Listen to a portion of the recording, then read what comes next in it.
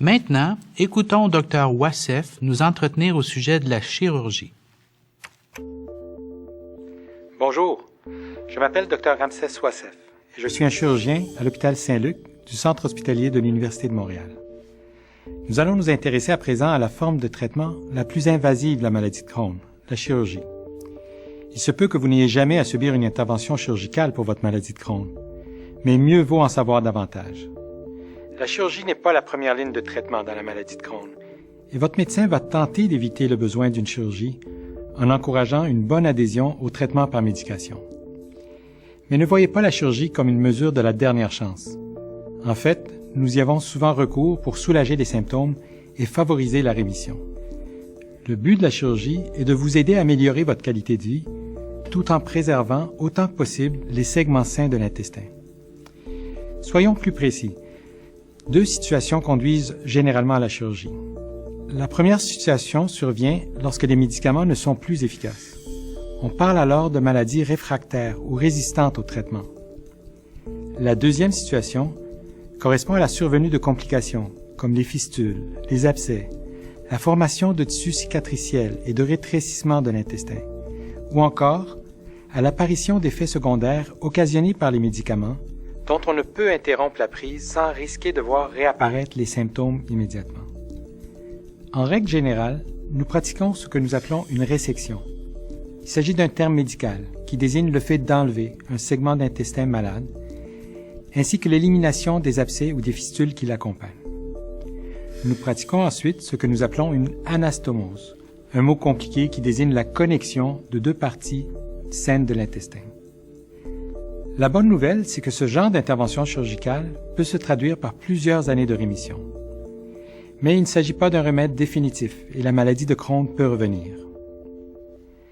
Lorsqu'il n'y a pas de segment sain d'intestin pour faire la connexion après la résection, nous pratiquons un autre type d'intervention chirurgicale.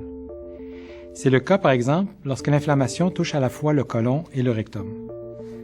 Dans pareille situation, après avoir enlevé le rectum, nous pratiquons ce que nous appelons une stomie. C'est une intervention qui consiste à faire aboucher un segment de l'intestin à la peau. Cela permet d'évacuer les déchets par l'abdomen, dans une poche spécialement conçue qui est fixée à l'orifice. Selon le segment de l'intestin qui est abouché à la peau, nous parlons d'iléostomie ou de colostomie. Le patient doit ensuite fixer un dispositif que nous appelons une poche pour stomie au niveau de la peau, autour de la stomie. Cette poche comprend généralement 2 parties. L'une ressemble à une gaufre. Il s'agit d'une plaque adhésive que l'on vient coller sur la peau et que l'on perce en son centre aux dimensions de l'intestin qui vient y aboucher. L'autre partie est la poche elle-même, que l'on vient clipser sur la plaque, un peu à la manière d'un couvercle de Tupperware. La poche est munie d'une pince dans le bas qui permet de la détacher et de la rincer avant d'être à nouveau fixée à la gaufre. Il faut changer la gaufre elle-même tous les 5 à 8 jours parce qu'elle n'adhère plus bien à la peau. Je sais que tout ceci paraît bien fastidieux, mais la réduction des symptômes et l'amélioration de la qualité de vie est telle qu'il vaut la peine d'apprendre à vivre avec une stomie. Il va sans dire qu'apprendre qu'on doit subir ce genre d'intervention est un changement majeur dans la vie du patient. Toutefois, les patients bénéficient aujourd'hui d'un grand soutien qui peut s'avérer fort utile. En règle générale, le patient sera suivi par un ou une infirmière spécialisée, un ou une stomothérapeute, qui est experte dans l'art de soigner les patients ayant subi une stomie. Il existe également des groupes de soutien créés à l'initiative de patients. Il est tout à fait normal d'avoir peur quand on est confronté à un changement comme celui-ci, et vous ne devez pas hésiter à exprimer vos sentiments et à poser toutes vos questions lorsqu'on vous conseille de subir une stomie.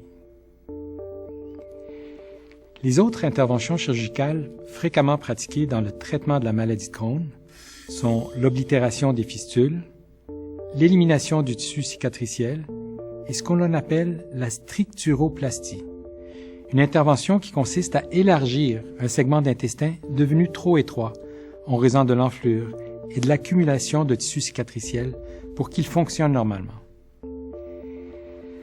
Si votre médecin vous suggère de recourir à la chirurgie, il est bon de préparer quelques questions avant de rencontrer le chirurgien. Il est également bon de vous faire accompagner d'un parent ou d'un ami, car vous pourriez être nerveux et oublier de poser certaines de vos questions, ou oublier les réponses à vos questions. Les questions importantes que je vous conseille de poser à votre chirurgien sont les suivantes. Premièrement, dans quelle mesure sommes-nous certains du diagnostic? Pourrait-il s'agir d'une autre maladie que la maladie de Crohn? Deuxièmement, pensez-vous que la chirurgie est le traitement qui me convient à ce stade, ou devrais-je d'abord essayer autre chose? Troisièmement, voyez-vous des contre-indications à la chirurgie, des raisons de ne pas opérer? Quatrièmement, quelles sont les interventions chirurgicales à ma disposition? Et finalement, quels sont les risques liés à ces interventions et quelles sont leurs conséquences possibles? Je sais qu'il n'est pas facile d'envisager une intervention chirurgicale dans le cadre du traitement de la maladie de Crohn, surtout quand on sait que l'on va subir cette épreuve sans pour autant être guéri. Je vais donc vous donner mon avis à ce sujet. Dans le traitement de nombreuses maladies, nous savons que si nous retirons la partie malade de l'organe, ou même l'organe en entier, le patient est guéri et la maladie ne reviendra jamais. L'appendicite est l'exemple par excellence. Une fois que nous avons retiré l'appendice enflammé, c'est fini. La maladie ne peut pas revenir et le patient est débarrassé de son problème à tout jamais. Ce n'est pas le cas avec la maladie de Crohn, parce que la maladie peut toucher n'importe quel segment de l'intestin. Également l'estomac, l'ésophage, même de la bouche à l'anus.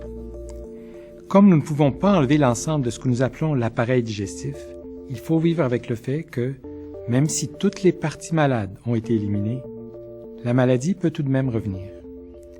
Elle peut revenir à un endroit très proche de celui où elle est apparue pour la première fois, ou à n'importe quel autre endroit du tube digestif. Je ne dis pas qu'elle va revenir forcément, seulement qu'elle pourrait revenir. C'est très imprévisible. Dans certains cas, la rechute peut se manifester dans les mois qui suivent et dans d'autres après plusieurs années. Il est également possible que la maladie ne se manifeste plus jamais ou que le patient soit en rémission pendant une très longue période de temps. Encore une fois, la chirurgie va au moins soulager les symptômes et favoriser la rémission. Une fois remis de votre intervention, votre médecin discutera avec vous des médicaments à prendre pour prévenir ou à tout le moins retarder le retour de la maladie. Merci, Dr. Wassef. Voilà, nous sommes parvenus au terme de cette section compliquée.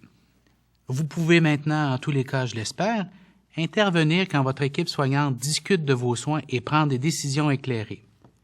Souvenez-vous, mieux vous comprendrez votre maladie et les solutions thérapeutiques à votre disposition, mieux vous prendrez soin de vous et mieux vous aiderez ceux qui vous entourent à prendre soin de vous également.